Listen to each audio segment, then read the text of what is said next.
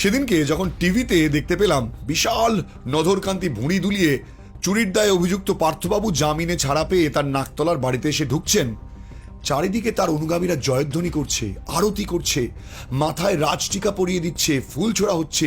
কি বিশাল ব্যাপার মশাই! যেন দেশের মুখ উজ্জ্বল করে ফিরে এসেছেন দেশের সোনার ছেলে।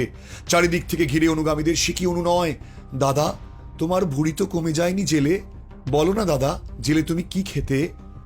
মনে হচ্ছে জেলে নয়, আমাদের পার্থদা শঙ্করের মতন আফ্রিকার জঙ্গলে চাঁদের পাহাড় খুঁজে বার করে আনতে গিয়েছিলেন। সত্যি সেলুকাস, কি বিচিত্রই দেশ। যেমন দেশ তার সাংবাদিকরাও তেমনই। প্রশ্ন শুনে আমি নতুন করে সাংবাদিকতার পাঠ নেব বলে ঠিক করেছি। সাংবাদিক পার্থ চট্টোপাধ্যায়কে প্রশ্ন করছেন, অর্পিতার কথা মনে পড়ছে?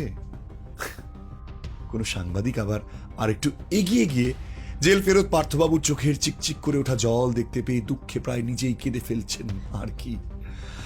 আর আমার বাংলার জনগণ টিভির স্ক্রিনে, মোবাইল স্ক্রিনের সামনে বসে সেই নাটক দেখে যাচ্ছেন মন্ত্রমুগ্ধের মতো। সত্যি কি আমাদের কিছু করার আছে ভোট দেয়া ছাড়া?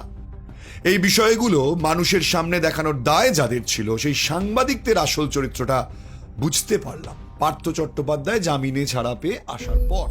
সম্পূর্ণ ভিডিওটি দেখতে হলে ইউটিউবে গিয়ে আই এম বোস চ্যানেলটিকে সাবস্ক্রাইব করতে ভুলবেন না।